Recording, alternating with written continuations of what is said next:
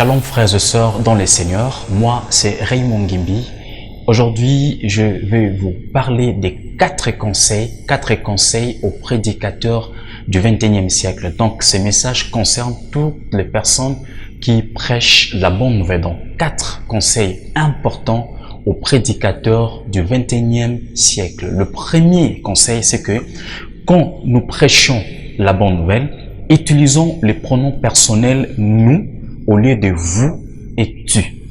Il faut plus dire « nous » au lieu de « vous » ou encore de « tu ». Pourquoi? Parce que le message prêché ne concerne pas seulement l'auditoire qui nous suit, mais ça nous concerne aussi. Donc, lorsque tu prêches la bonne nouvelle, ce n'est pas que tu prêches seulement aux personnes qui sont devant toi, mais la bonne nouvelle que tu prêches, le message que tu prêches, ta prédication, ton enseignement, je ne sais pas quoi d'autre, te concerne toi aussi. Donc, au lieu de chaque fois dire « vous », je vous dis ceci, je t'ai dit ceci, il est important ou il est préférable de dire « je nous dis ceci », faisons ceci. Donc, il faut que tu te mettes aussi dans l'auditoire. Donc, tu dois te voir comme si tu faisais partie de l'auditoire lorsque tu es en train de prêcher la bonne nouvelle. Donc, le premier conseil, lorsque nous prêchons la bonne nouvelle, utilisons beaucoup plus les pronoms personnels « nous » au lieu de « vous » ou encore « tu ». Parce que le message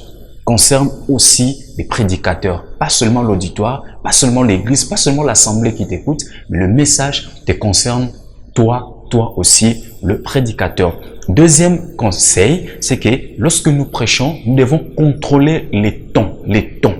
Lorsque nous prêchons, nous devons contrôler notre ton. Pourquoi? Parce que la prédication ne doit pas ressembler à une menace, comme si nous étions en train de menacer les gens. Je vois des fois quelqu'un qui prêche la bonne nouvelle, il est en train de, c'est comme s'il est en train de crier sur les gens, en train de menacer les gens. Prêcher la bonne nouvelle n'est pas synonyme de menacer les gens. Donc il faut contrôler les tons, il faut pas gronder sur les gens. Même en ce qui concerne les tons, je vois des fois des gens qui prêchent au micro, quelqu'un qui prêche au micro, mais il est en train de crier et ça crée même de la saturation. Ça sature même le son devient très mauvais parce que la personne a déjà le micro, mais il est encore en train de crier sur les gens. Alors, c'est pas une bonne chose. Lorsque vous prêchez la bonne nouvelle, vous devez parler calmement. Pourquoi? Parce que la prédication n'est pas une menace. La prédication n'est pas une menace. Donc, contrôlons les tons. Premier conseil, j'ai dit, nous devons utiliser les pronoms personnels « nous » au lieu de « tu » et « vous ». Et le deuxième conseil, j'ai dit, nous devons contrôler les tons lorsque nous prêchons la bonne nouvelle. Troisième conseil, soyons humble. Lorsque tu prêches la bonne nouvelle, sois humble. Pourquoi? Parce que tu ne sais pas, les gens qui t'écoutent, il peut y avoir des gens qui maîtrisent mieux le sujet que toi. Il peut y avoir des gens qui sont plus intelligents que toi. Alors, sois humble. Chers prédicateurs, soyons humbles lorsque nous prêchons la bonne nouvelle. Donc, venons avec beaucoup d'humilité lorsque nous nous mettons sur la chair, lorsque nous nous mettons devant les gens en train de les apporter la bonne nouvelle, nous devons être humbles. Tu peux être là, tu n'as pas assez de connaissances, mais dans la foule, il peut y avoir quelqu'un qui a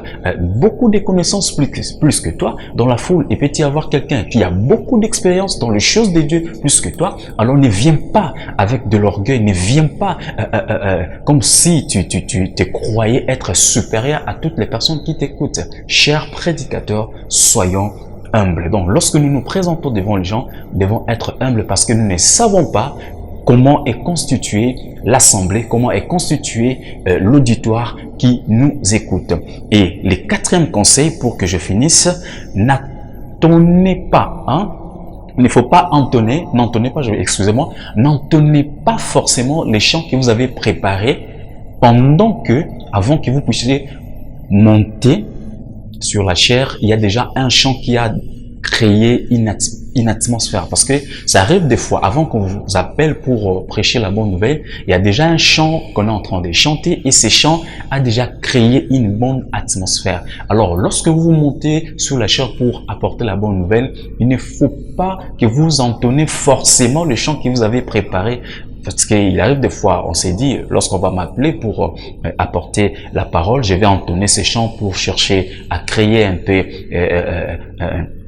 une atmosphère qui nous aidera à bien écouter la parole de Dieu. Mais lorsque vous venez et que vous voulez monter sur la chair, vous voyez que les gens sont en train de chanter déjà un chant qui a déjà créé une atmosphère. Alors ne coupez pas ces chants, n'arrêtez pas ces chants pour entonner votre chant. Pourquoi? Ça crée des fois des ruptures des séquences, ça crée des fois une déconcentration, parce que les gens étaient déjà plongés, par exemple dans un chant d'adoration, les gens étaient déjà plongés en train d'adorer Dieu, et vous, comme vous avez déjà préparer un chant, vous êtes dit que lorsque je vais monter sur la chair, je vais entonner ces chants, vous venez vous entonner, vous voyez, ça crée des cassures et c'est pas une bonne chose. Donc, vous voulez prêcher la bonne nouvelle, s'il y a déjà un chant qui a déjà créé une atmosphère, plongez-vous dans cette atmosphère, continuez avec ces chants jusqu'à ce que vous allez apporter la bonne nouvelle. Ou encore, vous continuez d'abord avec ces chants jusqu'à ce qu'à un moment donné, vous pouvez aussi entonner les vôtres. Mais ne montez pas pendant qu'il y a déjà une très bonne atmosphère. Vous venez vous couper directement. C'est pas une bonne chose. Voilà mes 4 conseils que j'avais à apporter aux prédicateurs du 21e siècle. Je le fais avec beaucoup d'humilité. C'est juste que je vais nous apporter ces conseils pour que ça puisse nous aider à améliorer nos sermons. Que Dieu vous bénisse. Si vous n'êtes pas abonné à ma chaîne, si vous me suivez par une vidéo téléchargée, je vous invite à aller sur YouTube, vous tapez Raymond Guimbi officiel, vous abonner à ma chaîne. Ou encore, si vous me suivez directement sur ma chaîne et que vous n'êtes pas encore abonné, cliquez sur le bouton s'abonner et cliquez aussi à côté du bouton s'abonner. Il y a une cloche de notification. Cliquez et choisissez l'option toutes pour que vous soyez chaque fois notifié lors de nos prochaines publications. Que Dieu vous bénisse. On se voit à la prochaine. Shalom.